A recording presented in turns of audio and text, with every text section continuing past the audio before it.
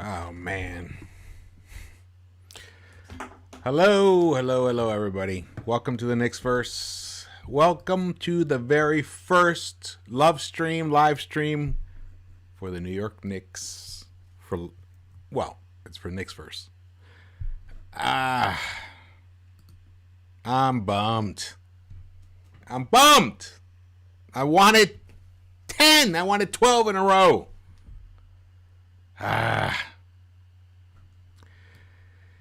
Man, it just didn't look like it pains me. But at the same time, the fact that it took some miracle fucking shots by CP3 to basically to take this game away, it just felt like they were going to give it away the whole fucking time. Jesus, man. Fucking. What's up, man? Hey, Jeff San Juan. Oh, what a heartbreaker. That's why I'm coming on, man. It's my first fucking live stream because the pain of this, it's just too much to handle right now by myself. Out here in fucking Los Angeles with the fucking Lakers who won the fucking NBA Cup last year because they bought it. Man.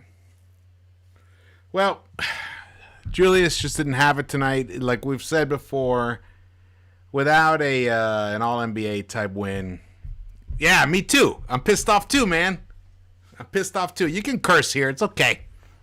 This is a curse encouraged live stream right now. So fucking pissed. Where are you from, Jeff? It was a rough game. Such a rough game. Really disappointed how some of the players refused to get off of the... yes! You know what? I gotta say... I hate to say it, but it does seem like they took the Suns a little bit for granted. You know? And I feel... I don't know. It's hard to say. It's hard to say. I know that they wanted to... Like, they were willing to put it all out there to get this victory. Jersey! I was born in Hackensack. Yeah, Julie, that's the thing. And, what the fuck is this guy's name? We drafted him. Channing Frye. Channing Frye? Yeah. He said it. You know what? That guy is brilliant. That guy, brilliant's a big word, but I think Frye's got a career. I think he could be a coach. He said this is a good game for the Knicks to go back and watch because he got Randle got double teamed, and he's got to learn how to break out of the double team and find the right guy faster. But I also feel like he didn't really bully it enough. I feel like he should have just gone straight to the fucking rim. If he gets fouled. Then why not? I mean, he just didn't hold it together for that. It was feast or famine. Play the Sun. Yeah. You know what, though? I got to say, if it's this game, I mean, the Sun, you could tell. I mean, you guys tell me. It looked like to me, like the Suns, they wanted it. They wanted it more. The Knicks were like, oh, yeah, we're going to try to win this game. Blah, blah. And, of course, the Knicks are, I'll tell you guys, the Knicks are an incredible, they're a really good team. And it took the Suns to keep their focus, like laser focus to win this game, and they did it. Bridges, he had some shit to prove, and he did it. Played 41 minutes, scored 21 points, 3 of 6 behind the arc. Booker, I think, Booker was sensational for 3 quarters. The fourth quarter, I don't even remember him making a bucket. We learned from this. Yes, we're going to learn from this. You know what, though? Man. I was when I used to play basketball and tennis, I was the worst loser. I just could not stand losing for the life of me. I literally would rip someone's larynx out to not lose. And the Knicks have that in them, but I didn't see it tonight. I feel like they were kind of like, you know what? We've achieved something incredible. We've won 9 games. you know what? If we win this game, 10th game or whatever, but I didn't see the fire in any of them. Oh, man. AM. Where are you from, AM? What borough are you from? They should have started. Yes, they should have started. You know what, though? I got to say, I if you guys follow me or whatever and you watch my stuff, you know how I feel about Elfrid Payton. But tonight, Elf, actually, he played the right way. Elfrid Payton, 15 minutes, 3 of 4. 75% he shot. He misses one free throw, but 4 rebounds, 3 assists, and the 3 assists were all in the first quarter. He distributed the ball. The thing is, I don't know what happened. I went to go make a drink at the beginning of the fourth quarter, and I come back, or it was a timeout. I can't remember exactly. And then suddenly it was a 1-point lead for the Suns, and then suddenly it was a 4-point lead. Who hit that 3-pointer? I missed that completely. CP3 knew exactly what he was doing. That was experience. He knew he could play us in the paint. We'd ride him on his previous shots. D-Rose also very experienced, figured him out and played. Yeah. That was a good battle. But, I'll tell you. Here's the thing. I'm pissed off. I'm heartbroken that we didn't get that 10th win, as I'm sure all of you are. And I'm sure the Knicks are as well. But the reason that I'm choosing to believe in this team this year, and I made all these incredibly bold predictions. You know how much grief I take from people predicting that the Knicks are going to get to the Eastern Conference Finals? Man. But the reason I believe is because these guys, they want it so badly. They want to prove everybody wrong so badly, and that's what I love about them. That's the one thing I just didn't see it tonight, man. Reggie Bullock getting in foul trouble just fucked the whole fucking scheme up. And I gotta say, Thibs did not respond quick enough. Oh, JD's texting me right now. Hold on, I gotta tell him. JD, I'm live right now on YouTube. Yeah, man, there we go. Tough loss. That's right. The average, though. Fourth quarter even felt like we were playing half scared. Yes. Yeah. Yes, he kicked. Yeah. We've seen this from Julius before. There's like those moments where he just doesn't look like he has it, but then he'll just pull it together for a quarter. I felt like he was going to do that for this fourth quarter, but he never came around. He shot 6 of 17. That's, what is that? That's fucking like about 35% he shot from the field. He did hit those big 3-pointers, which was great, but they didn't feel like they had intention behind them. They felt like, oh, you know what? Oh, okay, I can shoot over this guy. I'm going to do it. Okay,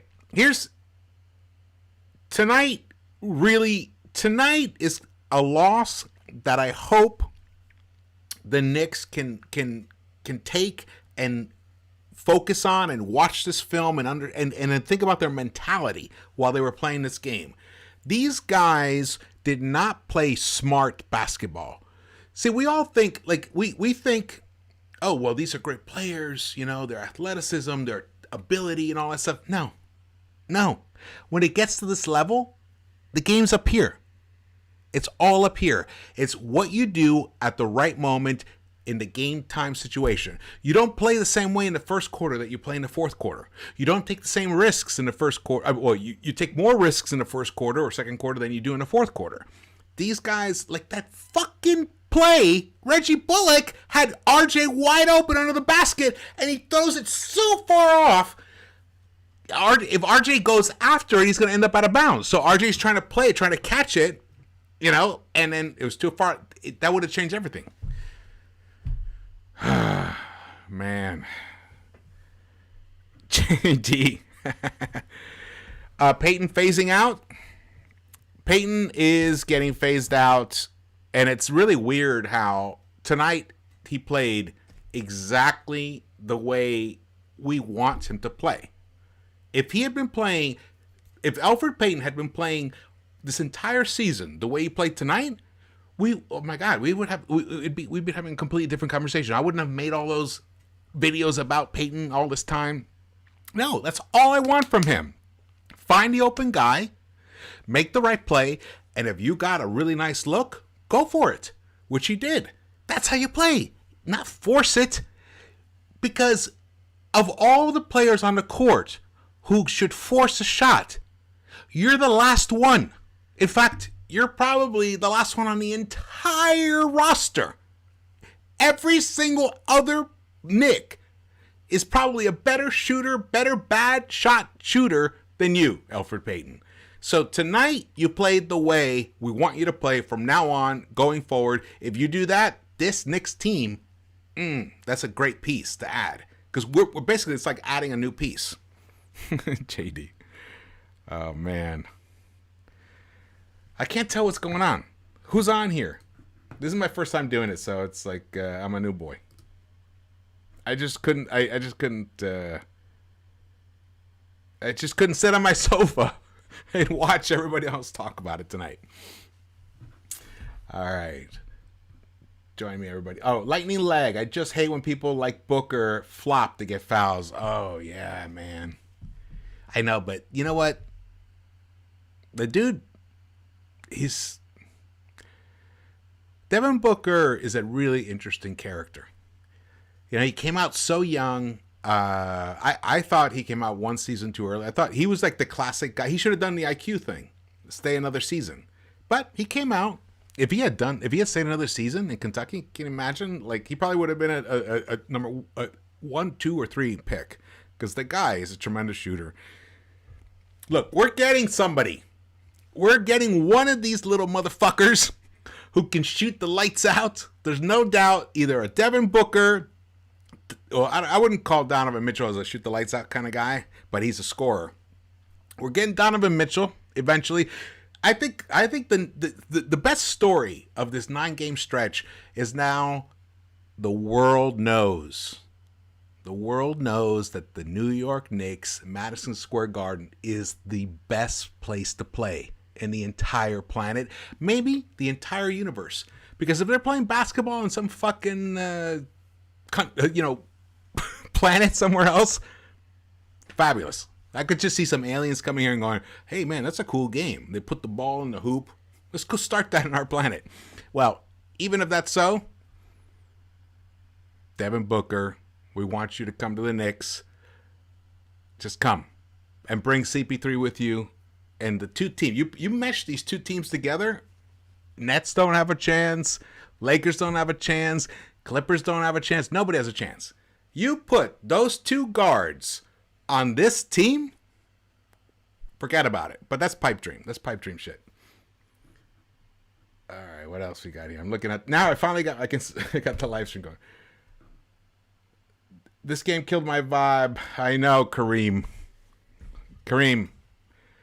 I hear you, man. I hear you. But we can't lose. Okay, what do you mean by killed your vibe? I want to know. Tell me what you mean by killed your vibe. John Perez, which vets on the team on 1-year deals would you bring back? Okay, absolutely. I would bring back 100%. I'd bring back... I want to see if I can get JD to call in. I would 100% bring back Reggie Bullock, Alec Burks. You know what? I'd bring them all back. I would. I would bring them all back except for, hate to say it, Elfrid Payton. And Elfrid Payton and probably, Theo, I'd like to keep him because he's such a like a great chemistry piece for this team. But salute, Keese. Salute to you, brother. Oh, man. The chemistry. Wait, I'm missing some of the... I just want to read them all out here. Mitchell, Booker. Okay. Let's talk about the future. That's what I want to talk about. Because, what's going to happen from now on is going to happen. We're not going to bring anyone new. Obviously, we can't from this point on. The Knicks have proven that they're a phenomenal defensive team. and that we're a great 3-point shooting team. And tonight, I mean, check the scores. Once again, because I'm a fucking dick about it, I don't think the Knicks shot enough threes. Yeah, we fucking shot only 29 threes. You can't win in today's NBA shooting under 30 threes. And we hit 41. Look, this is the look. You guys want to look right here. Look at the box score. The Phoenix Suns shot 34 threes. They hit 14 of them for a 41.2%. The Knicks shot 29 threes. We hit 12, 41.4%. We connected a slightly higher tick percentage-wise, but we shot 5 less. Those 5, if we had hit 3 of those 5, that's 9 points. We win this fucking game. It's just...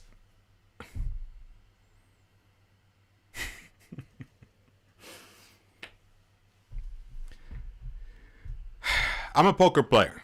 I play poker. Well, not necessarily right now, but for a while I played a lot of poker for a very long stretch. And if you guys play poker, especially Hold'em or Omaha, you guys know that there's an optimized way to play. And sometimes, especially when you play tournament, sometimes you got to make that move. It's not a move you want to make, but you have to make it.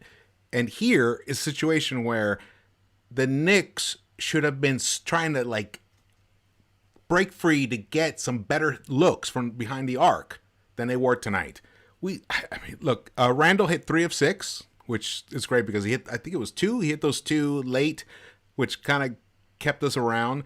Bullock hit 3 in the first half. He was 3 for 3 in the first quarter, and then he went 1 for 5. 1 for 5. But still, even still, he should have shot more. Nothing like Barrett, 3 of 9. All right. He shot 9. RJ Barrett shot the most threes because RJ Barrett gets it. Okay, let's diverge for a second here. Oh, sorry, I'm missing some of the chat. Let me talk some of the chat. Refs helped them. Yes. Doesn't that seem like Noel? Is it Noel? Noel Magalona. Ooh, awesome name. Yes, Noel. It seems like that's like every night. It's a story against the Knicks. The refs fucking take it from us. Lightning Leg, what are your thoughts on either trading for Durant, De'Aaron Fox, or signing Lonzo to the Knicks this offseason? Ooh, that's a good question.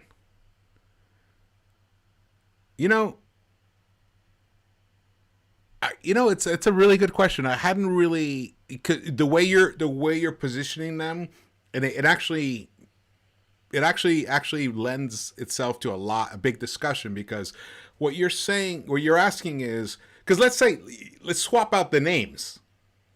Trade for a game-changing point guard, or sign the best available point guard. That's a great point, and it's too big a point for me to just jump into it right now because I'm a little heated about this loss.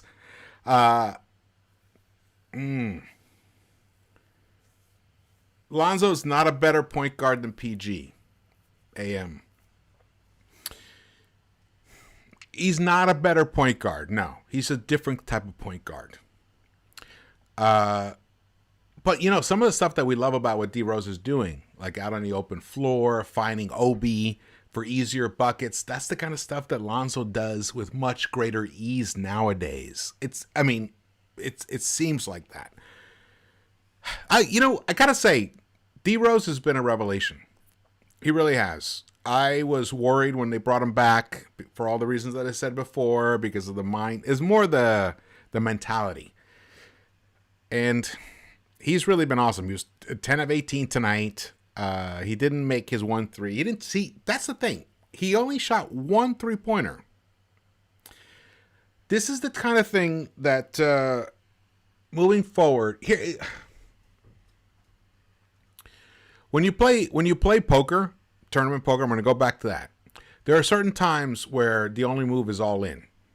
That's it. It's the only move. If you get down to a certain amount of blinds and you're looking around the table and you see the opponent, the only move you have, and you may not have a good hand. You may have a shitty hand. But if you push all in, it gives you the highest probability of winning the hands. Derrick Rose took 18 shots, only one behind the arc. 5 of those should have been behind the arc. If he had just hit one more of the game as well. All right, JD Sports Talk George. Now the naysayers are coming out to say Suns brought us back down to earth. You know what I say to that?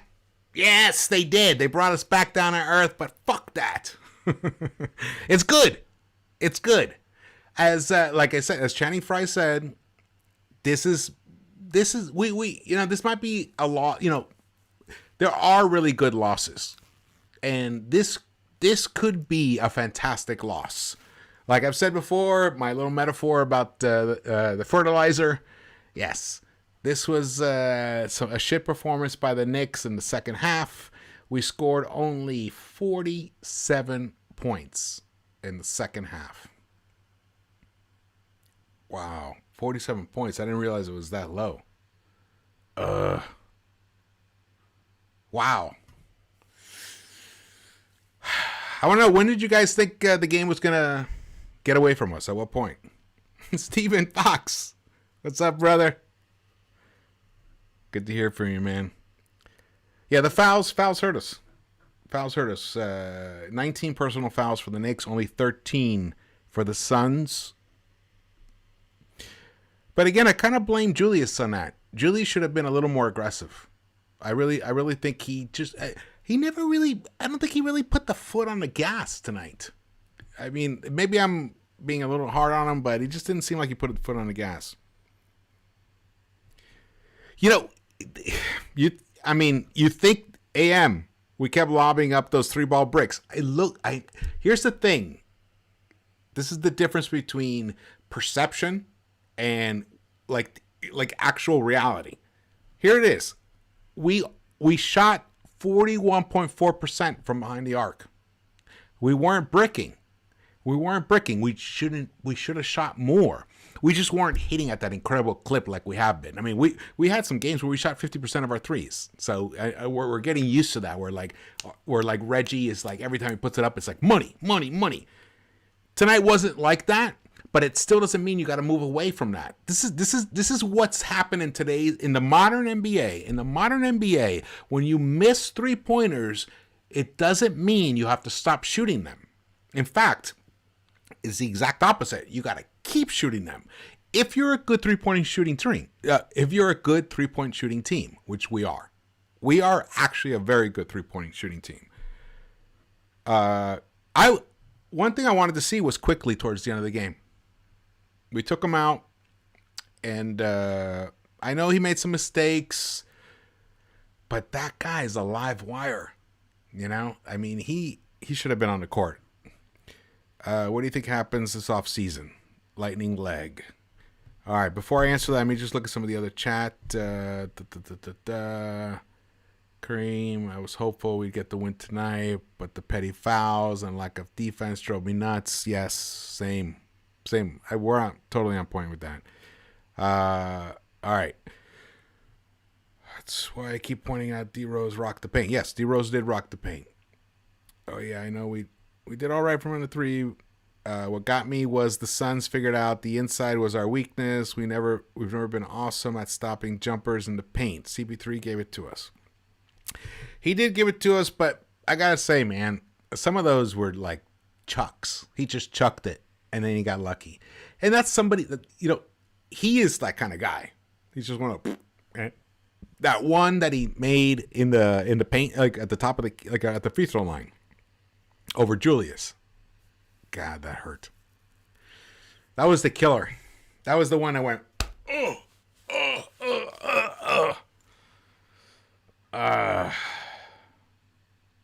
Hey, you know what, man? Knicks fans. Our team won 9 games in a row. We had not gotten past 3 wins in a row, I think 5 or 6 times. We could not get that 4th win. This time we got the 4th, the 5th, the 6th, the 7th, 8th, 9th, 10th. I mean, we didn't get the 10th. That's the thing. We wanted the 10. It's because we love this. We love the beauty of numbers. You know, that 10 wins in a row sounds so great, but 9 wins in a row is phenomenal. And this could just be a little blip, and we could just pick it right back up and take them down. Right now, I'm so... Oh, we got the Bulls next. Oh, we're going to... The New York Knicks are going to destroy the Chicago Bulls. Destroy.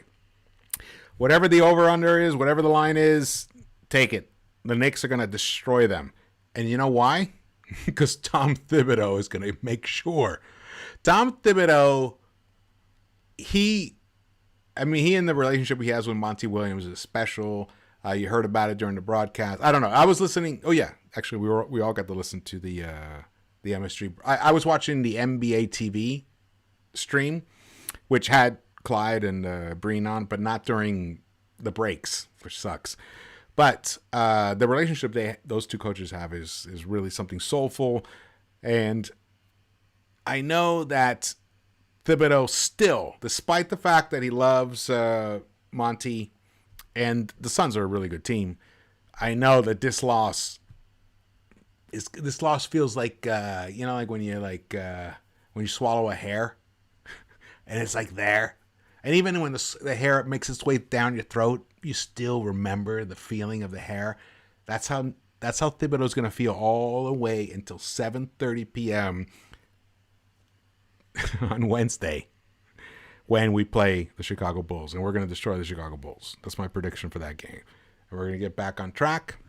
All right, let me look more at these the chats. I love you guys. Thank you guys for joining me so much and sharing the pain of this loss. It was tough. But I really appreciate you guys joining in this discussion. Reggie hits 3. Noel Magalona, great last name. Reggie hits his 3s when it's from Randle. Man, we have 15-point leads in the half. Then Elfrid came back. Yeah, I'm not gonna put this on Elfrid tonight. No. This was a team that just lost focus tonight. They lost focus of what wins, or what it takes to like bring it home to a win. And I kind of think, in a lot of ways, here's the thing about winning streaks. There's a lot of pressure and it builds up. Actually, Clyde talked about it tonight. It builds up because everyone wants to talk about it. And can you imagine what all these players were encountering the past, I guess now 45 hours, for the past 45 hours. They've been hearing about this win streak. They've been seeing, the national media exploded over the weekend. I made that video. Can they get to the Eastern Conference Finals? I mean, everybody was like talking about this stuff. It's a lot of pressure, and it gets into your head, and it kind of makes you lose your edge a bit. So, which is all good. This is all part of the learning process. You can be a great player, a great athlete, but learning how to win night in, night out, with all the incredible distractions and the intensity that winning brings you, and especially in New York. And also these guys, remember, these guys are also playing with these other guys in that other borough. Like these, I mean, KD, in my opinion, this is my opinion about the best players in the game, especially in the past, let's say 8 years. In my opinion, Steph Curry is the number 1 player in the NBA. Not even close. That's my opinion. Number 2, Kevin Durant. And then number 3 is LeBron. LeBron used to be the best player. Not anymore. And he'd probably tell you the same.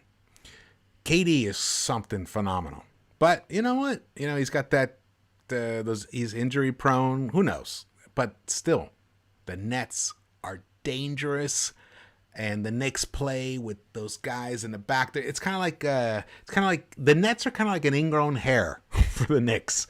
they're there, they're annoying. You can kind of ignore it for a while, but every once in a while it comes back, it starts throbbing. And last night, the Nets destroyed the Suns, and it put so much pressure on these Knicks today. And they didn't step up. They didn't step up.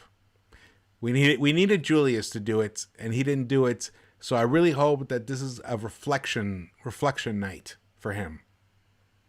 It will be. You know what?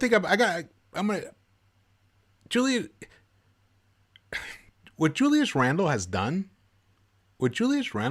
this season is so rare. Like, people don't do this. People don't go from being a competent, highly skilled anything, to one of the very top. He is absolutely second team All-NBA. That means he's in the top 10 players of this sport, of the entire world, because this is the NBA is an international association. I know it's the National Basketball Association, but in reality, if you are a great player on this earth, where do you want to play? NBA. And that's where they come. That's why Luka's here. That's why Kristaps is here. Randle, tonight is a night. Tonight is a night. I know I've talked about the dark night of the soul and all that stuff. This is a different situation. This is not that. This is a night of deep reflection where you look at yourself and you realize, you know what? I didn't bring it tonight. I let some things whatever the reasons are. I'm not him. I can't speak for him. But obviously something affected him because he didn't look like the Julius Randle that we all know and we've been watching forever. All right, let me look at some of these other chats. Retracted. That circus shot, I know. Fucking lucky. Fucking. But that's CP3. He's been doing that his whole career. He's got that fucking mitt. He just fucking chucks. You know what? The minute he threw that up, I knew it was going down. And then that 3 at the end also. Let's see where we go. This is a lesson. One about pressure. AM text chatted. This is a lesson. One about pressure and what happens when you take your foot off the gas. Yes. You can't take your foot off the gas. There's no way. There's no way. I know. What was that 3-pointer? There was also a foul called on. It was on Bridges, down low. He came up. He made. There was no foul there. What was the foul? Reggie had his hands up. He went straight up. He didn't push him. Nothing. I don't know why they called a foul on that. Big task. Yes, I feel really sad right now. That's why I'm on here, to share the pain. It's sad because we know how good this team is. We really do. And tonight didn't really show it, but for a while it looked like, I really felt like they were going to pull it out tonight. They just couldn't hold it together. We miss Alec Burks' threes. Yes, Julius didn't show up, and RJ needs to learn how to be a leader. Obi needs to dominate like he did at Dayton. Mitch was missed in the paint to divert shots. All of those are true, David. All of those are true. Absolutely. One thing I want to know is from you guys, who's the one? Let's say we could only add one superstar to this squad during the offseason. Who would you add to compete for the chip next season? That's what I want to hear from you guys. Who would you add? Yeah, I wanted that one. This one really bad. Once Bullock got into foul trouble, it hurt our defense. I know. And it's like they couldn't really. They tried. They tried to adjust, but without the intensity of Bullock's defense, it was hard. It's funny is that the Knicks looked like the team that played last night as opposed to the Suns. The Suns came out with determination. They were like, "We're not losing this fucking game." And then when the Knicks punched them in the fucking mouth in the first quarter, the Suns responded, and that's when I started getting worried. When they got off the mat, dusted themselves off, went into the corner, and they got the stuff, they got the water thrown on them. They got smacked around a little bit by their coach and said, get out there and win this game. And they came out and they started competing. I was scared. I was worried. I really didn't feel like, I really felt like once we gave up that lead in the first quarter, actually we didn't give it up, but we let them get back in it. It didn't look like we were going to hold on to it.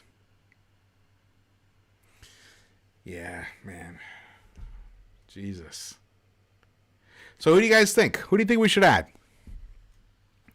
Booker. You want to add Booker? Yes, I would love to add Booker. It's funny. The playoffs are the great equalizer. Because teams think, because even look at this game tonight. If the Knicks had to play the Suns in the 7-game series, the Knicks went out in 6 because it took miracle shots. It took terrible play by not terrible play. That's a little extreme. It took some mediocre play by our best players for the Suns to claw this win out. You put these two teams together for 7 games, Knicks win 4 easily. And that's something. That's something right there. That's how I feel about that. James Brown. James Brown. That's right, man. Oh, I wanted this win bad. All right, let me see if I missed any other great the chat's awesome. You guys are phenomenal. Yep, the refs, fouls on the 3. Yeah. How many fouls on 3-pointers were there? Like 2? Maybe, or 3? At least. That 4, when we gave up that 4-point play to, it was either Johnson or Bridges. That's when I was like, that doesn't bode well. I felt like a black cat running across the court. That foul on the 3-pointer. That was terrible. All right, I'm going to tell you guys who I want, who I believe actually could come to this team, and the Knicks could win the East next year and maybe even win the championship. It's Kawhi Leonard, obviously. Obviously, it's Kawhi Leonard. Kawhi Leonard on this particular squad, because of his versatility, his 3-level play, his intelligence, he will elevate the entire efficiency of this team. Has so many awesome parts to it.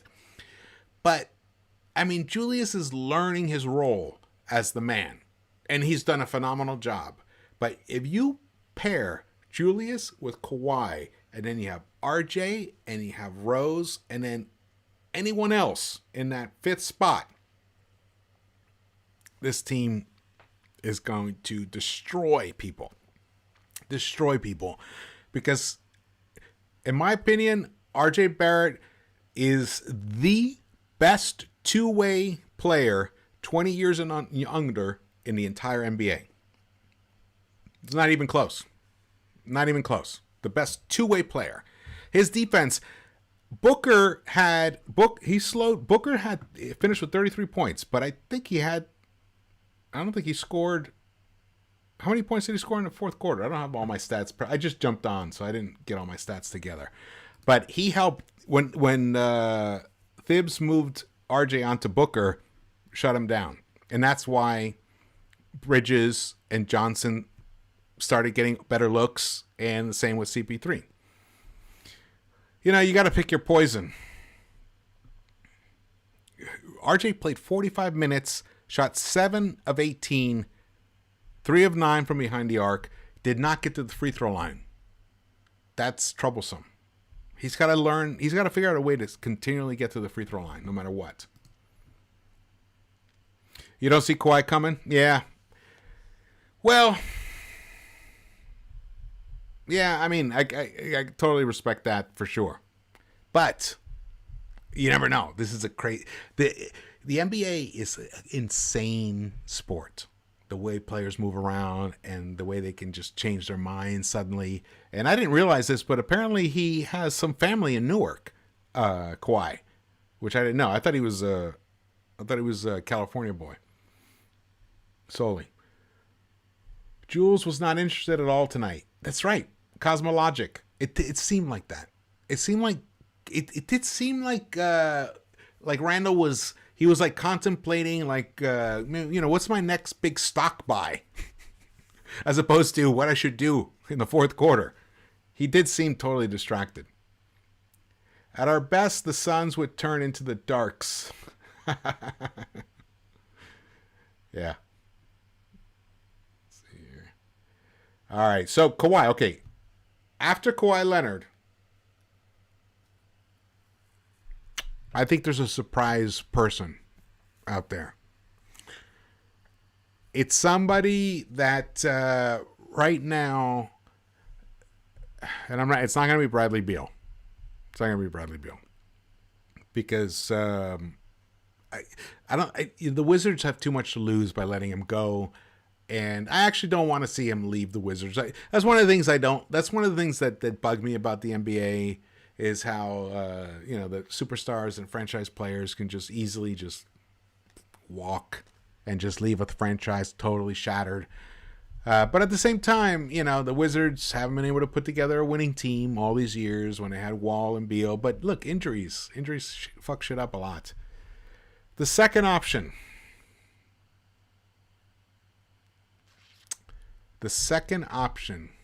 You want a realistic one? The second option, I think, is going to be, well, probably not next season. But I think Steph Curry has a chance. There's a chance that Steph Curry may end up in a New York Knicks jersey. Not next season, but maybe the season after that. I do. Towns. I like Towns. Actually, I was going to do a video about Towns joining, but then a bunch of other people did some really good videos. It was a guy, Crispy Flakes. He did a good video about it. Towns would be interesting. The only thing I don't understand about Towns is that, he played for Thibs before, and that ended so oddly. That's the one thing that I don't get that. But let's say we just, shove aside the Thibs-Towns relationship. On paper, Karl Anthony Towns on this team with Randle and RJ, I think that's who beats that team. Seriously. Towns becomes that stretch five that we are desperate for, even though I love what Taj and Nerlens gives us and Mitch.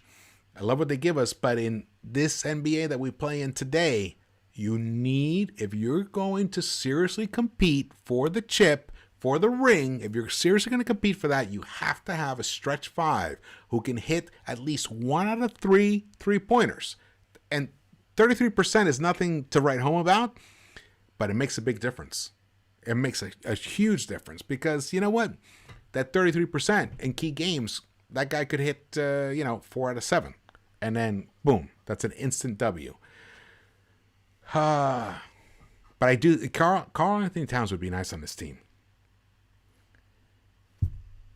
But the Wizards plus these, yeah. I just don't see them become a state, yeah. Yeah. Oh, you think, because they might become a state? That's it, yeah. Also, he just has too much history there. He's really, and look, they're responding. They really are. The Wizards, I think they're in the 10th position tonight. Are they still?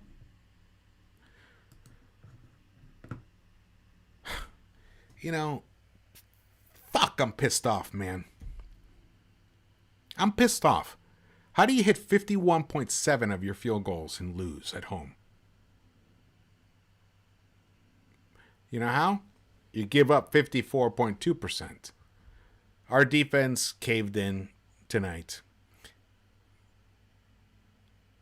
They caved in, but at the same time, CP3 hit those fucking crazy shots too. So it's hard to say. But I'll tell you, this pain I'm feeling, and that we're all probably feeling right now, it's something we should cherish. We really should cherish, because the Knicks have not played like, they have not given us a reason to have pain over this type of situation in so many years. Like I've said before, it's it's rough, man. It's really rough. But one of these days soon, I think the Knicks, Leon, we don't shoot enough threes. Yes, absolutely, Steven Fox. We shot only 29 threes tonight. How do you win in today's NBA only shooting 29 threes? And we hit 41% of those. We had some mental breakdowns, horrible passes. We did, but I'm going to get D-Nice. Yes, good point. I'm going to give some credit to the Suns, though. The Suns, even though their defense has been lagging in April, they knew that they had to bring it tonight. And also because they dropped the game last night to the net. If the Suns had won the game the night before, we would have seen a very different Suns team tonight. I think they were like, we're not fucking dropping 2 in a row in New York. They just had decided that, and they have some great players, and CP3 was just not going to let that happen, and he came through for them. I still love our Knicks. I love our Knicks. I love that. I love the grit. I love the chemistry. I love the togetherness that this team has. I love Thibs, his attitude, his mentality, but he's a bit stubborn. This whole fascination with Elfrid Payton is something else. And ironically, tonight, Elfrid Payton actually played very well. He played very well, and we still lost. I could pull it. Yes, I think big task. The Bulls right now they're like, damn. Why'd the Knicks have to lose tonight? They're gonna destroy us. They are. Absolutely.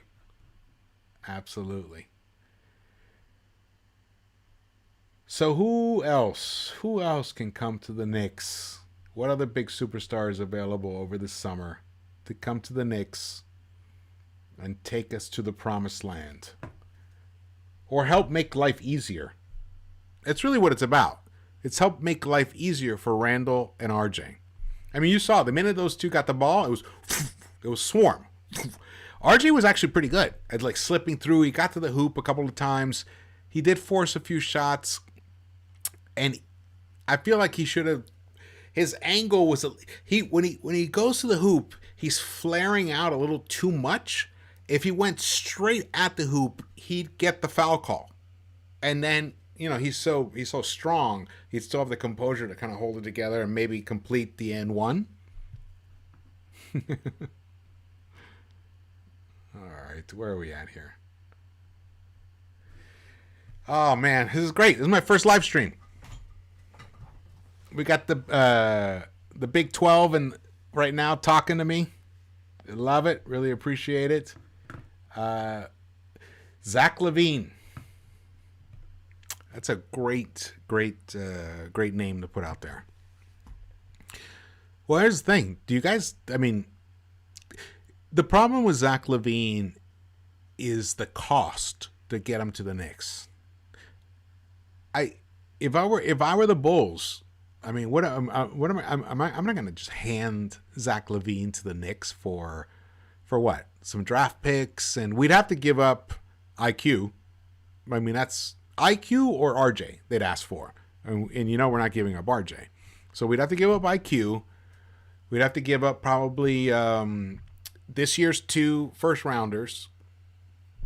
And we'd probably have to give up next year's, the 2023 Dallas And we probably our 2023 pick, ours. And what else? We probably have to do some swaps. Here's the thing. It would gut our draft picks, our first round draft picks for years to come. And do you really believe that Zach with Randle and RJ takes us to the finals? Do you think that brings us the ring? I'm not sure. I mean, I'm not sure. I'm open to look into it. I'm open to hear about it for sure. I just don't see him as that kind of guy. Because I don't like. We want guys that play with this. Like, look, you saw what CB3 did tonight. You saw what he did. He understands the moment, the situation, and he brought the victory home. Those are the kind of guys we need. And I you know, not to like, that's one of the when we played the Pelicans and Lonzo made that little step in towards D Rose during that 3-pointer that tied the game. That's a dumb play, man. That's a dumb play. Now, there was another dumb play earlier. Whoever was covering D Rose should have fouled him behind the 3-point line before he even shot. So that was the first dumb play. So you can't win in the NBA. You can't win a championship in the NBA making dumb plays. So we have to find players that make really, really smart plays. You know who I like? I like Brunson. I like Brunson from the Mavericks. He's a smart player. He's not elite. He's not an elite talent. He's totally different than what I've been talking about, which is the superstar thing. But if we can't get a superstar, then maybe we let our two superstars grow and then just put more and more smart, highly efficient, productive pieces around them. That's another way to go. Jaylen Brown. Ooh, I'd love him on this team. Wow. Who wrote that? Jael Rodriguez. Jaylen Brown on this squad? Totally right. Yeah. Yes, Rick Brunson. Yes, Rick Brunson's son. He's really good. I think he probably cost us, I don't know, what, $18 million a year? Maybe. Thing is, I don't think the Mavs are going to let him go. Let's see who else is here. Let's see. So the Suns, they only went 9 deep. Payne played 16 minutes. Payne was a pest. You know, you got to hand it to the Suns. The Suns, they played really well. They played smart. That's the big difference. Honestly, I got to say. The Knicks didn't play smart enough tonight. And it pains me to say that. Yes, Jaylen Brown is phenomenal. But is he even, I mean, I don't know what his contract situation is. I don't think he's anyone even seriously, I mean, why would the Celtics even let him go? Is he going to be a free agent soon? I'm going to look him up just because I'm curious. Oh. Steven, Jared Butler is the real deal. The only thing is, we'll have to talk about it another time. I think there's some issues with Butler. Not anything like character issues. None of that. He's a great guy. He's a winner. He would be fantastic on this team. I want Kispert. That's who I want. Can you imagine that guy, Corey Kispert, on the squad?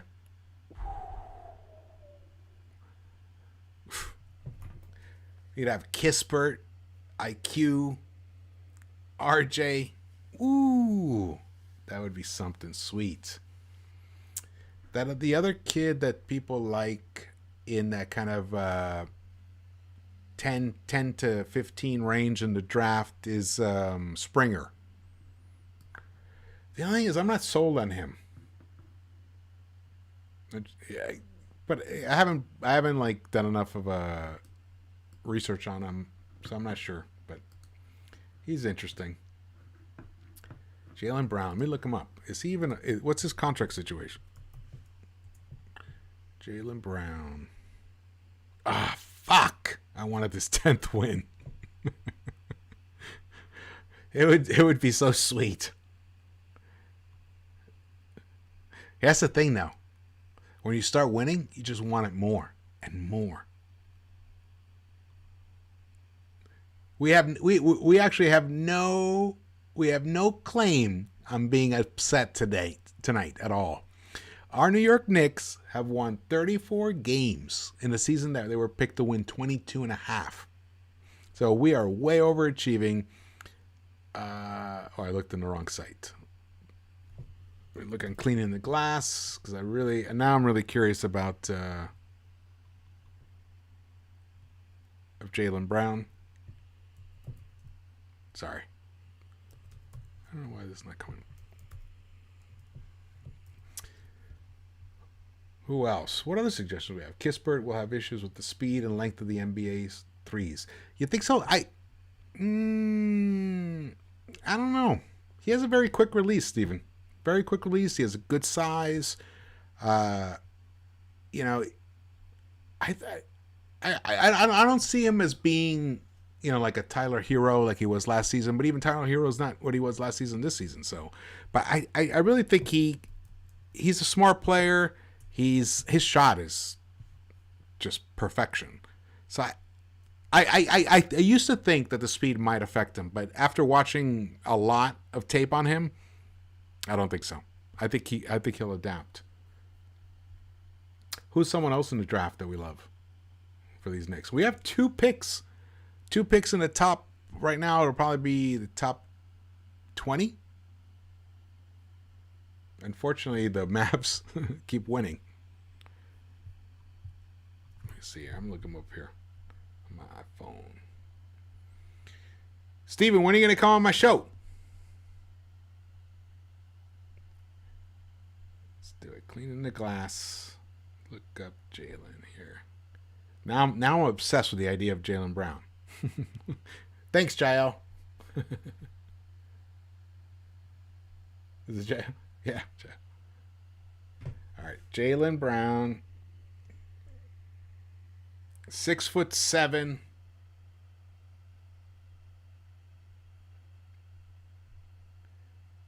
I think he's signed for another 2 years. I don't think he'll be available. And doing a trade with Danny Ainge is a pain in the ass.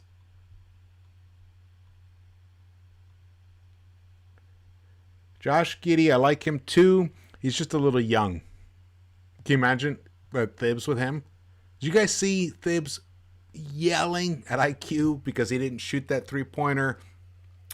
He got the ball. He was wide open. It was the right, not that far from the logo. He was pretty far out, but he caught the ball, and then instead of shooting, he decided to dribble in, but then the defender cut him off. So then he tried to find someone open, and shot clock ran out. And then Thibs was just barking at him. Shoot the damn ball. I love that. Benedict Mathurian. Ooh, I don't know much about him. I'm going to have to look him up, Steven. Is he, what is he, a point guard or off guard?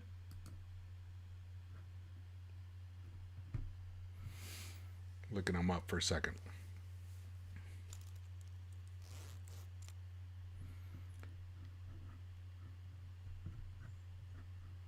Let's see, where'd he go? So tonight was JD. JD was at the game with Keese. CP was at the game with Chuck D. Everybody was there tonight. Jay Boogie was there with Cornerstone Kev. All the YouTube content, all the Knicks YouTube content creators were at the game. I was so jealous. I wish I could have been there. All right. Benedict Mathurin. He's Canadian. He's only 18. Holy shit. 6'7".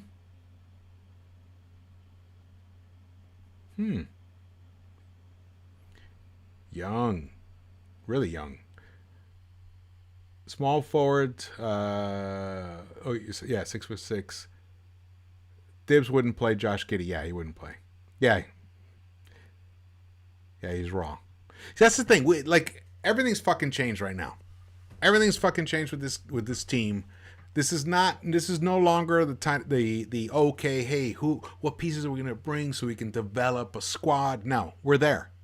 We're still the 4th seed, and we're gonna hold on to the 4th seed. I'm pretty confident of that. And that's significant, man. We really are like the Nets were, what was it, like 2 seasons ago? Except there's no reason we're not gonna tear this team apart, because the Nets, as good as they were, they didn't have an All-NBA guy like we have with Randle. And as good as they were, the Nets, because people like to talk about like fucking Max and all that bullshit on First Take and all that shit. Fuck you guys. No, it's not the same shit. The Nets weren't going to win shit with that squad. That's why they broke it apart. This team, despite how Randle played tonight, Randle is an All-NBA guy. And I don't see that changing for a very long time. Because of this and this. He's got the heart, the mentality, and the work ethic to be a superstar. And he's not going to give up on that. And there's another guy on this team, RJ, has the same mentality. And RJ's only 20. He's only 20 years old, man. I know we talk about that a lot, but you can't say it more. You can't say it too much. I have struggled so hard to find good comps for RJ Barrett. They don't exist. Because people say, oh, DeRozan. No, he's not. He's a better shooter than DeRozan. He is. He's a better 3-point shooter than DeRozan.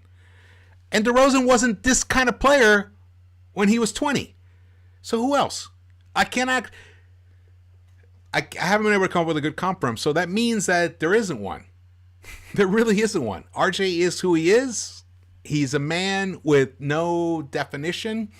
And the sky's the limit for this kid. He doesn't have, of course, the athleticism that superstars normally have, like Michael and Kobe, like those kind of guys. He doesn't have that athleticism, but what he has is that same mentality, that same determination, and he's a winner. He's a winner. He's a winner. He's a winner. Do not overlook that Julius Randle would not have been able to achieve what he's achieved this season without having RJ with him. RJ makes Julius's life easier and vice versa. And that's what I love about it. See, I love the Knicks, of course. I've always loved the Knicks. I've been a Knicks fan since forever.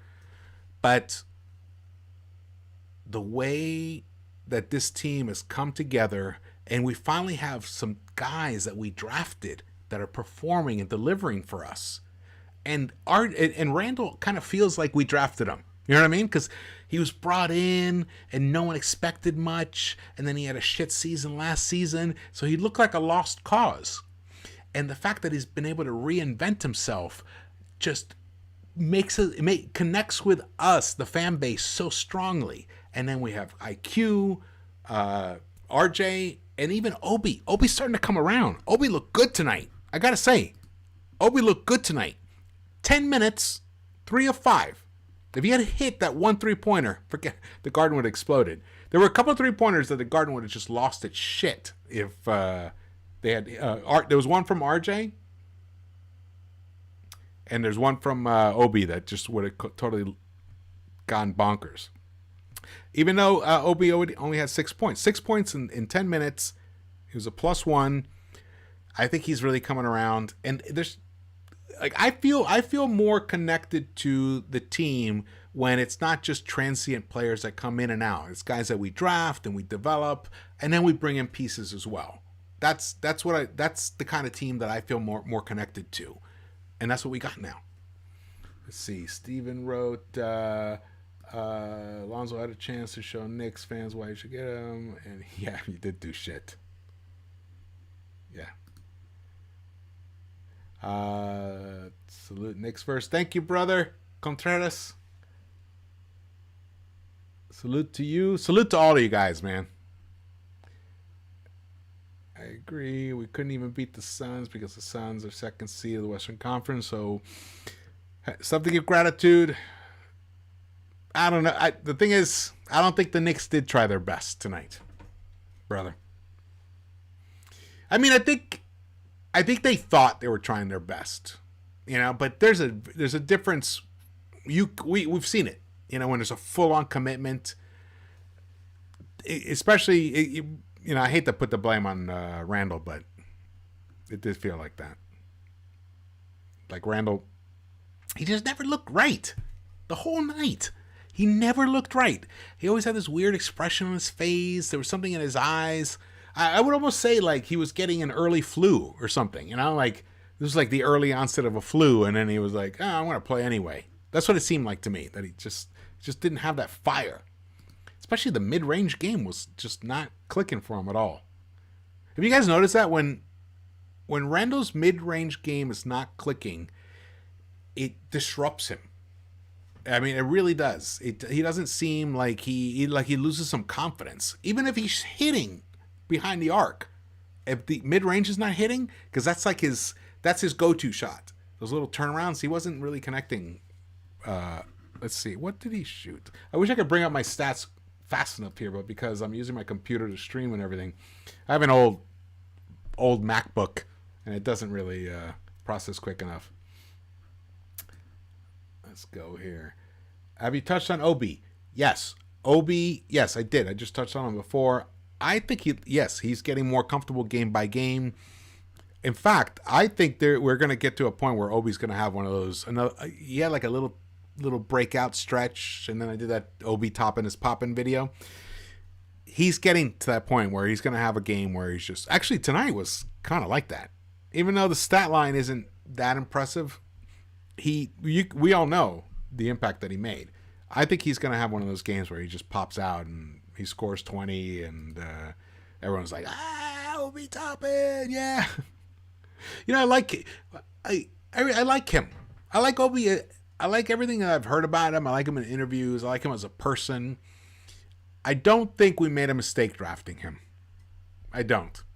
Could we have drafted Devin Vassell, whatever, however you say his name? Yeah. Could we have drafted Halliburton? Yeah. But you know what? There's many more seasons to come. And over the arc of this stretch of years to come, I mean, for Obi, he may end up being the best. Well, he may end up being the best player. We don't know. I mean, outside of LaMelo, because LaMelo is a whole different story. That's the one guy I really wanted on this team. My son and I, because my son is a huge Knicks fan like myself. This is where I recorded in his room. This is my home studio. I converted his room into a home studio. LaMelo, the way he plays, he is a smart player. For his age, wow, tremendous. He would have been nice on this team. But it's okay, because we're going to get Zion. Zion Williamson is going to be a Knick, and I'll tell you why. There is a new TV contract coming. I think it's coming within the next three to 4 seasons. And it's going to just blow shit wide open. And the difference of making $45 million or $50 million or, $58 million, it doesn't, at some point, it doesn't matter to guys with their own sneaker contract, commercial contracts, and all that stuff. They're like, okay, so I take a hit one season, I make up for it later on. Zion Williamson will be a New York Knick eventually. That's my hot take. That's my hot take on this. He did not have to say what he said. He didn't say it because he was angling for a big contract, because he's going to get it no matter what. There's no benefit for him to come out and say that he loves playing in Madison Square Garden. There's no benefit for him, like outside of the fact of expressing his real feelings.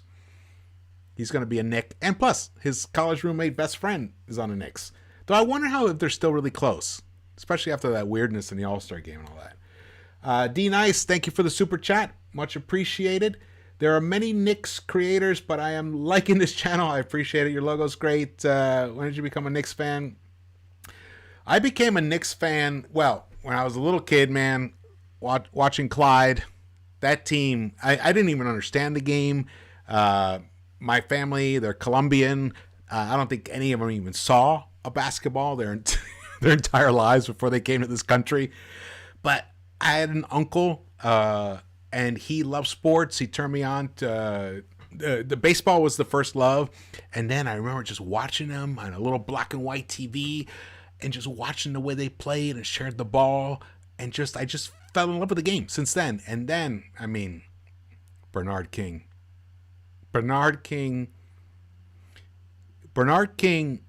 in my opinion, outside of, I mean, I never saw Wilt Chamberlain. I saw him play, but towards the end of his career, but I was really young. I didn't understand it. Bernard King, to me, was the greatest offensive player outside of Michael Jordan. That at that time, that's pre the 3-point era and Steph Curry now. What Bernard King, man, what he could do, it was just unbelievable. And he played hurt, blood, broken fingers, you know. I mean, back then the game was so brutal, and he still would light people up. Like how he beat up the Celtics in that playoff series, that was something to behold. Salute to you, brother. D-Nice. Still my favorite Knick. I think probably my favorite Knick of all time probably is Bernard King. Even though I love Patrick and Johnny Starks. The dunk. I was there for the dunk. And when it happened, everyone was like, oh, we lost our shit. It was phenomenal. I used to live on 23rd and 7th, and I'd walk down to the Garden. Watch games, man. Awesome. Sorry, I'm missing some of these chats because I'm fucking talking like a madman. It's weird doing this by yourself. This is the kind of thing I want to get JD to come in. And Steven, you too, man. I got to set it up so that I can have people call in. Once we get to the playoffs, Obi won't play much. Yeah, I think you're right, Steven. He won't play much.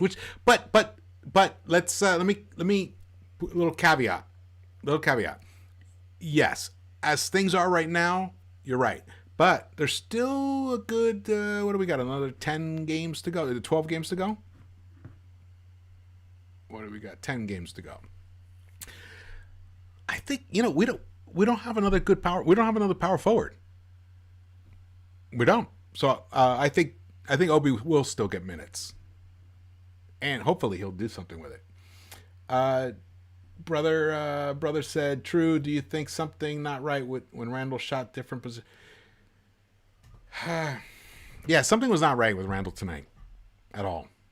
He didn't seem aggressive enough to me. I don't know, you guys tell me. D-Nice, fuck, I hope he breaks out in the playoffs. He's a difference maker. You never know. Yes, I agree. You never know. Here's the thing about playoffs, man. It's a whole new ball game in the playoffs. Players go down, they get hurt. Opens up opportunities for others. Matchups. Series, a 7-game. This is why baseball regular season and baseball playoffs, they are really different. But there is still a similarity, which is they have a series. You still play like a 3-game series when you go visit somebody. So it becomes a 7-game series when you play in the playoffs. So there is a difference, but not the thing is with the pitching, that's what really limits you. But in basketball, it's the same fucking team every night you put out there, and then it becomes about adjustments. And Tom Thibodeau might be, I mean, outside of Popovich and Steve Kerr, who incredible coach, Doc as well, but Doc has showed his limitations. Thibodeau might be the most brilliant coach in the NBA outside of Popovich. And in a 7-game series, it's going to be tough for people. It's going to be tough for these other teams. Like I was saying earlier, whoever joined later or whatever, if the Knicks had to play the Suns in a 7-game series, the Knicks beat this team. The Knicks beat the Suns in a 7-game series. Totally. And I'm sure CP3 knows it, which is a good thing for the offseason. Because if we can't get like a Kawhi, who's my dream guy, CP3 is my other guy who I could see coming to this team and transforming us into a legitimate chip hunter. That's how I feel, just like he's done with the Suns. Though I don't think the Suns have a chance at all of winning anything this season. Okay. Yes, JD, I'll get down there for a game. I'm in fucking Los Angeles. I'm gonna try to go to the Lakers Knicks game here. Though by then, who knows what's gonna happen. Your wife lived on 25th between... Yeah, I lived on 23rd and 7th. That's not too far. For years, I lived there. Let's see here. All right, you guys. Oh, man. Then Rudy... I got to talk a little bit about, being a Knicks fan. Because right now, the Knicks, we've gotten so much... national press. There's so much of this. The national media, loves the Nets, but in New York, it's all about the Knicks. I got to tell you something. The people around the United States, they don't give a fuck about the Nets. That's a fact. They don't give a fuck about them. It's the media machine of the NBA and ESPN trying to create that a story. They don't give a fuck. Why would they give a fuck about the Nets? Seriously. Who cares about Kyrie Irving and Kevin Durant if you live in fucking Florida? You don't give a shit about them. So, about that story. No one cares about the Nets. And if the Nets win it all, if they're all healthy, if the Nets are all healthy, they're going to win it all. Hate to say it, but that's what's going to happen. And it'll be the most unenthusiastic victory of a team. It'll be really sad. And because also, if the Knicks hadn't played the way they're playing this season, it might have been a different story. That's the beauty. That's the beauty of what Randle, RJ, Thibs, and the rest of this team have done, is they have given us the hope for the future, and it's going to be awesome because Leon Rose is a shrewd motherfucker. He knows this business, he knows this game, and he's got his fingers out there, and Worldwide West is connected to so many players. They're going to find the right pieces to come here, and next season, this team, it's going to be a battle. If the Nets stay healthy, there's another thing. If the Nets stay healthy and Leon does his job in the offseason, it's going to be something truly amazing to behold. It's like when the Yankees and Mets are great at the same time. Though they play in different leagues and all that stuff. Here, we're in the same division. It's going to be truly something phenomenal. Let's see here. Jeff San Juan, you're a designer? Home Depot. Awesome.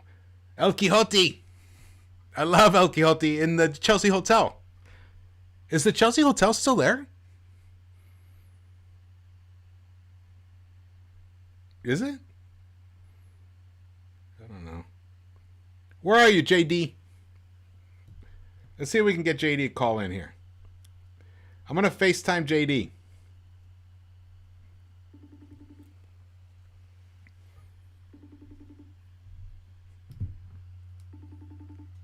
FaceTiming JD.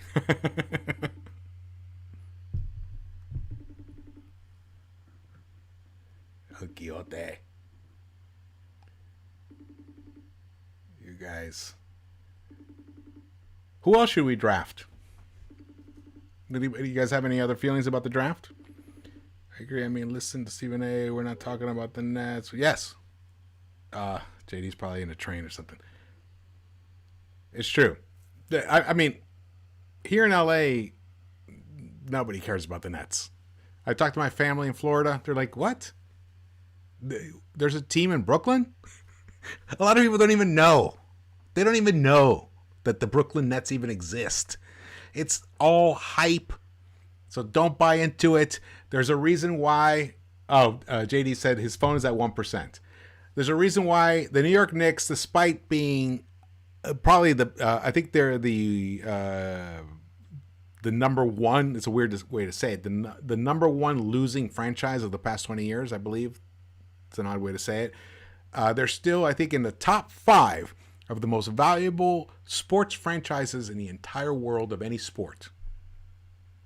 How does that happen? Well, because number one, they play in the heart of the greatest city on earth. Sorry, LA. Sorry, Paris. San Francisco, London. Sorry. You guys are great cities too. But you're not New York. You're not New York. They're right there in the heart. And man, going to see a game. I've been to games at Staples Center.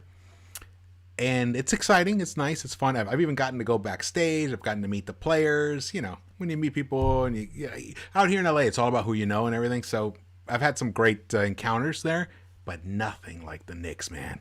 When it's like boom, boom, boom, boom, boom, boom, and the walls, the whole stadium is rattling and everyone's, cheering. It's just phenomenal. Draft is tough when you're picking in the teens. Yeah. Yes. It is, but there are some good pieces we can pick up. I'm not saying we're gonna pick up. We're not gonna pick up a starter, most likely in the teens, but we could pick up some nice. Look at that guy Desmond Bane, man, awesome. Look at IQ. Look what we did with IQ. That's right. That's right, AM. The Rucker. I played a few times on West 4th Street. I was brutal. Man, I got laid on my ass a few times. Why'd I move to LA? I moved to LA. Well, for one, I'm not anymore, but I was a screenwriter and a film director. I made a film years ago, and I wrote a couple other films. So I just had to be out here. I did it. Actually made my first film in New York. But, you have to move out here sometimes. And then I had a kid, and I was like, you know what? Let me just go out to the sunshine. And there was like a couple of terrible winters back in 93, was it? God. But in 1999 and 2000, there were some terrible winters. And finally, at the time, my wife, we're not together anymore, but my wife and I at the time were just like, I think we need to go. We picked the draft and then watch those. Yeah. It's a tough one. Today, this is going to be an interesting draft. I'm going to bring up Tankathon.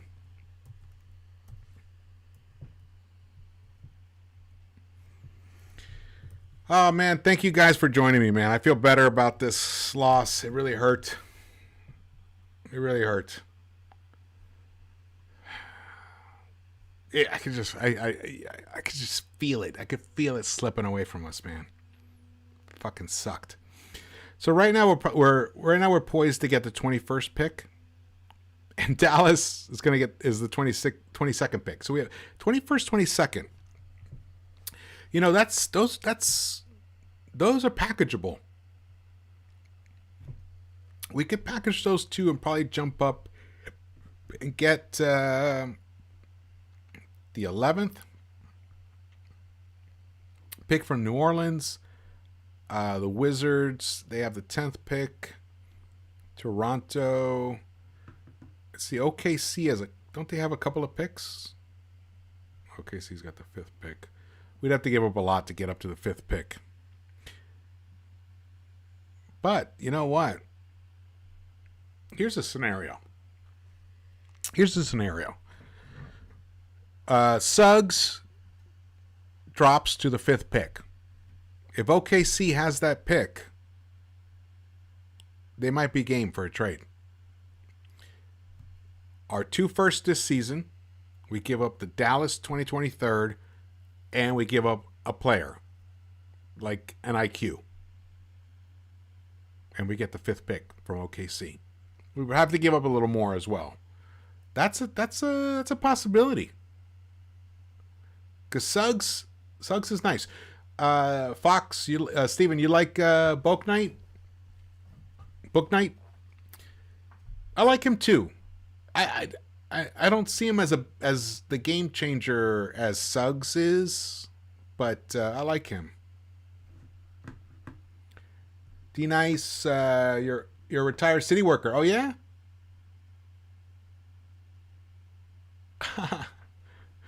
Some of the actors from the 1979 movie The Warriors. Oh, Warriors.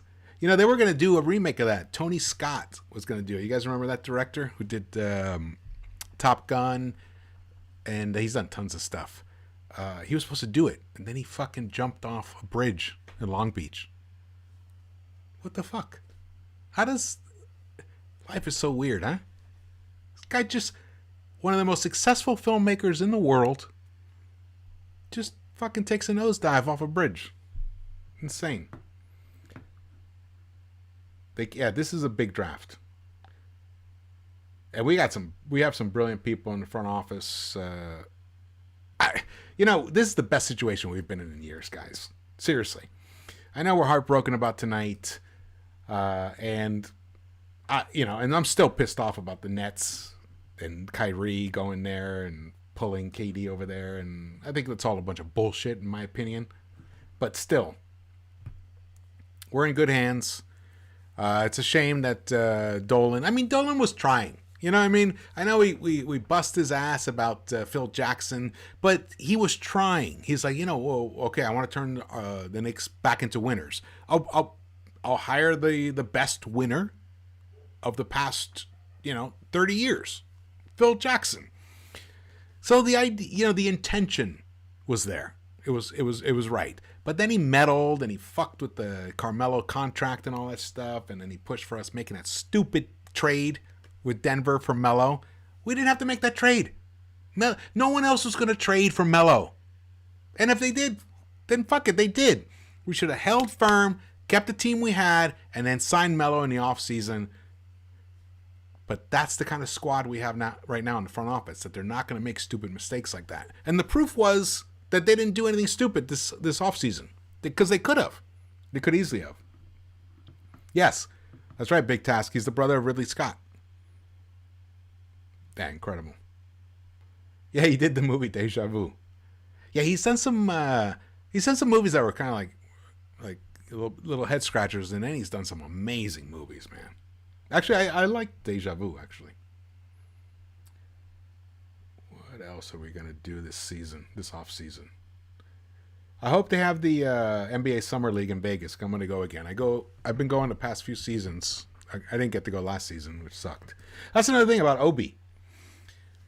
Obi, being the late bloomer that he is, and a little bit passive.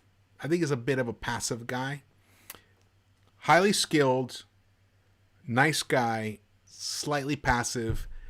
I think he would have really benefited from the NBA Summer League and a full, preseason. It would have been a different situation, which we're seeing now. He's finally coming around.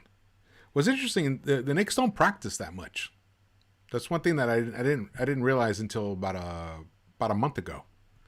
I think it was a Thibs interview. He said that they don't really get to practice. They do ballroom. They call it ballroom. So, which I would imagine, he didn't go into explaining what that is, but I would imagine it means that you're just standing around and they're like, okay, they like pose themselves. Literally in a ballroom, they probably use chairs as defenders. Like, okay, when this guy moves here, you guys got to move there. And that's their practice. So it's not like really on the court working stuff out. So, Steven, you want a package for Boke Night, huh? Okay. I'm gonna have to do some research. I'm gonna do some deep dives into the potential draft prospects. I just didn't want to do it now. We're just too immersed in. Right now, we have actually something to give a fuck about. The postseason. How awesome is that, huh? This is, for a few seasons, I was really bummed, really sad that the Knicks were so bad. It hurt me. It really did. I loved, even though the Knicks never won a championship during the Patrick Ewing years, which was brutal. but they fought. They were relevant.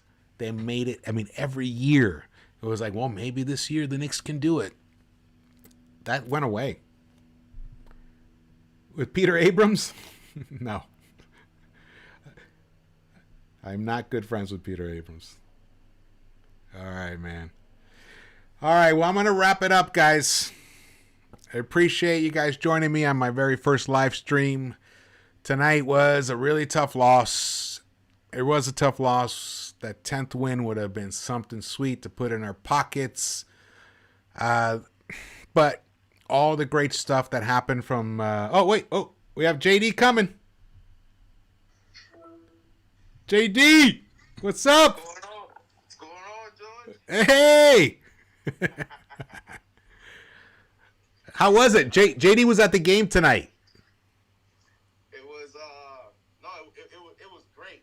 It was great, man. You know, got to meet some of the content creators in Knicks universe with CP at Knicks Fan TV, Keith with Sports Vibes TV, Chuck D, J Boogie. You met the rhyme animal?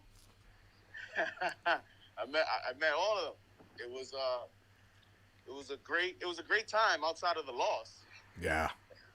And it's pretty crazy too because I had to get tested on site, and I'll tell you, their protocols are pretty serious. I had to get tested. You have to pay $30. Yeah.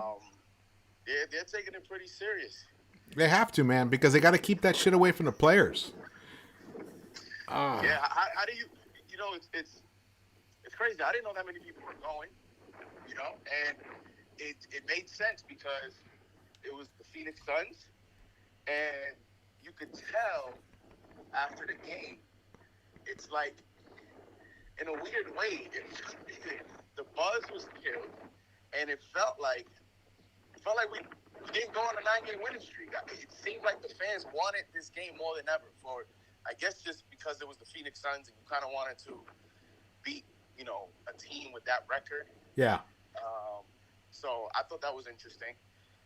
Everybody was a little bit down after the game. But by the way, brother, I just want to let you know you are live right now on the Knicks-Verse. Oh. I didn't tell you. I was in a chat, and then my phone was cut off. Then I charged it a little bit. Now I'm going outside to get something to eat. And just hanging out. All right, man. This was a rough one, man. It was a rough one. How do you feel? Are you feeling like the fans in terms of, like, do you feel? I wanted that 10th win. I wanted the 10th one. I wanted that double-digit win streak number. But at the same time, we can't, downplay the incredible nine win streak that we just had. We can't. Right. I mean, but it just seemed like we've been talking here, we've been chatting. It just seems like Randle just seemed out of it. Like he didn't really want. I don't know if you could tell from where you were sitting or whatever, but when you're watching the game itself, he didn't have that look in his eye, that fire. He didn't really make them pay on the defensive end. Yeah. I mean, it seemed. I mean, I always feel later. D Nice. Wait, hold on a second. Thank you, D Nice. Later, man.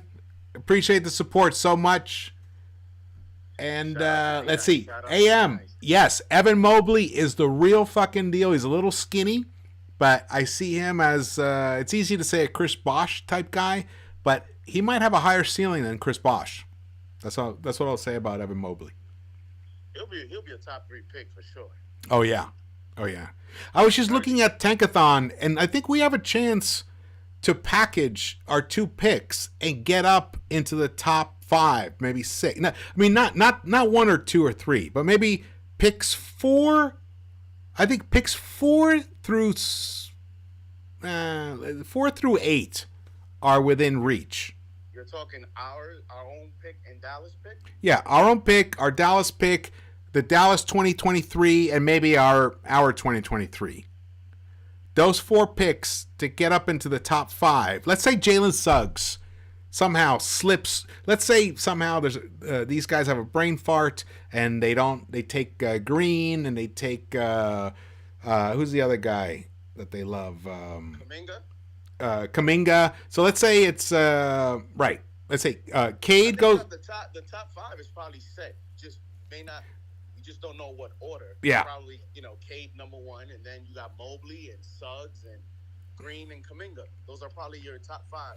Right. Not in that order, but Of all those guys, Suggs has the biggest chance to slip to number 5, and if he does, the Knicks should try and package and go after him. Well, if he's gonna drop to 5, then you have to consider all your options. Yeah. Because Green and Kaminga, and shout out to, I don't know if he's in there, Stephen Fox. Yeah, Steve's right here, man. He said JD Foxy is a star. I'm not gonna come in here and act like I know these draft prospects. I rely a lot on Foxy for any of these draft scouter reports. Oh yeah, is Steven a draft Nick? Foxy, I call he's a draft expert. He's a guru. Oh, cool. I didn't know that. Oh, awesome. Yeah, he has a huge binder where he keeps notes, and it's a beautiful thing. So I rely on him for players in college and young prospects coming in, because Foxy Awesome. has a. Well, we're gonna have to get Steven. We're gonna have to get a show. We'll get us all together, and we'll do a in-depth draft analysis show. If you're game for it, that'd be awesome. Absolutely. But a lot of these teams, I mean, it's all going to depend on who's in that top 5, because sometimes organizations, now you may have a certain opinion on a player, but once you get close to the draft, a lot of these organizations, they go for the potential. Yeah. Because if you're looking at production and you're looking at now, Suggs is probably top 2, top 3, but a lot of teams are going to go after Jalen Green or Kaminga based on just pure future potential. Yep. Those guys have. There's always that like, who was this year? This year was Patrick Williams. There's always a guy like that gets drafted in the top 5. That's unexpected. Yeah. Yep. Al Amor, love Randle, but dependent on Jays dropping, no plan B. Well, that was tonight. Yeah. He did, like we were saying, he didn't put enough pressure on the defense. He didn't make them pay. He did rely on the J too much, and it wasn't dropping. George, yeah, and another thing that I saw, it again, me personally, watching a game live, to me, and that's just me. Somebody else. Can you guys hear? Well, hold on. Can you guys hear JD? Just give me a thumbs up in the chat if you can hear him. You might have to put me next to the mic. You're right next to it right now. What were they saying? Yeah, what were you saying about Randle? No, I was saying, watching the game live, for me, it's never been the same than watching it on TV. On TV, you have a certain angle. It seems like the game is a little slower to catch up to certain plays on TV. You get the replay factor. But, I think we got a little preview tonight on how Tibbs may manage a rotation for the playoffs. If you look at the box score, I think Elfrid Payton was a positive, and he only played 15 minutes, and he was efficient. Yeah. Yet he only played 15 minutes. And, Derrick Rose was, he scored and he played well, but I think he was like a minus 13 or 14 or something like that. Rose was a minus 14, but he hit 10 of 18. I mean, right. What happened was we didn't shoot enough threes. And we only shot 29 threes. We're not going to win, even though we hit 41% of them. I mean, right. A lot of those twos, they should have worked harder to get better looks from behind the arc. If we had gotten like 5 or 6 more looks behind the arc, that could be the difference in the game. And it coincides. I had the Derrick Rose video today that I dropped on my channel, and in one of the slides, great video. With Derrick Rose playing, the Knicks shot 41%.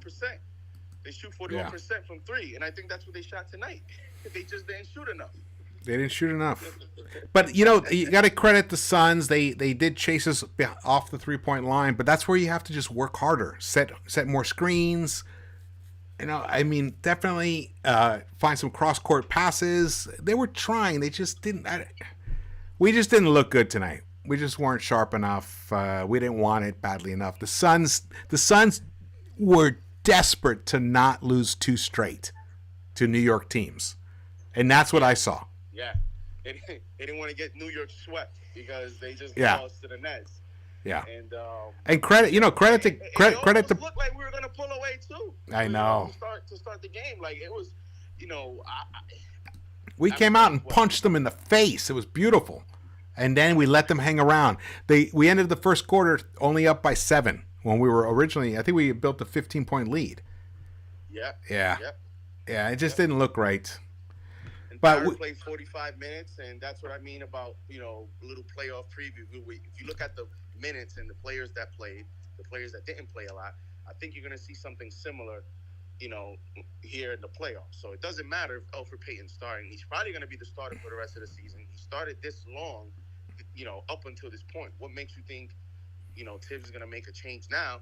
But that doesn't mean that Payton will play big minutes. Yeah. So I was happy to see Tibbs give Quickly a little bit more. I think Quickly played like 20 or 21 minutes tonight. I was happy to see that. Yeah, Quickly played 21. He actually Quickly was very effective. I was actually disappointed that he wasn't on the court during that fourth quarter stretch when we really needed to take control of the game. He brought Bullock back in, and Bullock with the 5 fouls was just not effective enough on the defensive end. He was too worried of fouling out. So he compromised himself, and he wasn't aggressive enough behind the arc. He took 8 shots from behind the arc. He hit 4, but he went 1 of 5 after the first quarter. So, hey, it was another thing, George, about Quickly. The fans love him, man. Oh, they love him. Yeah. I mean, after every play, even when he had a turnover, the fans, there's a strong gasp. When he made a positive play, everybody's excited. And in contrast, I feel bad for Payton. Me watching the game on TV, I know that's not your guy, and I know you're very harsh on Elfrid Payton, but I'm telling you, watching the game live, I feel bad for him. I mean, he made some plays. Though tonight he played really well, though. Tonight was probably his best game that he's had in a very long time. The fans really don't like him as a No, player. fans are over him. When he scored, the crowd is just quiet.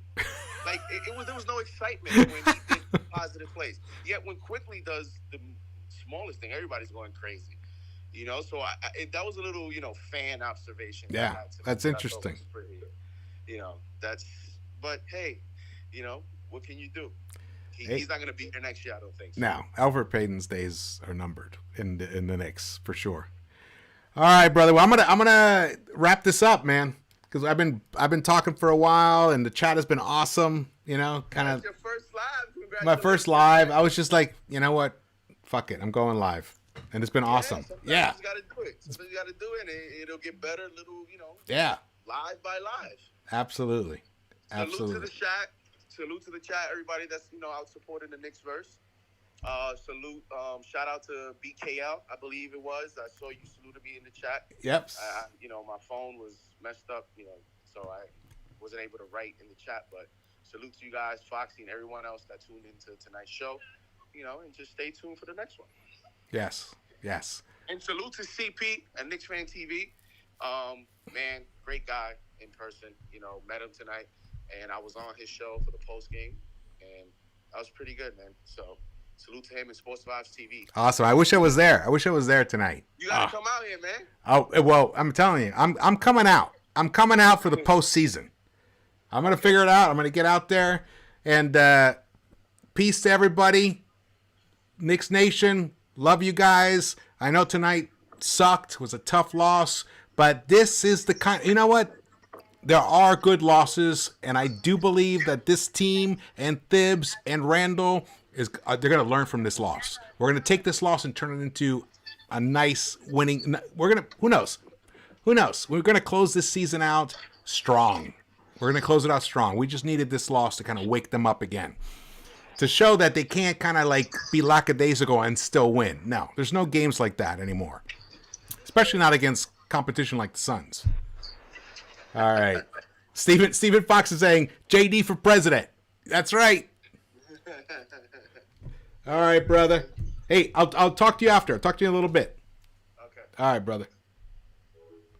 All right, guys. Thank you so much for joining in. I'm going to do some more live streams going forward. This has been a big blast, and I'll set it up so you guys can call in. I'd love to hear you, talk to you guys actually, over Discord or however we do it. And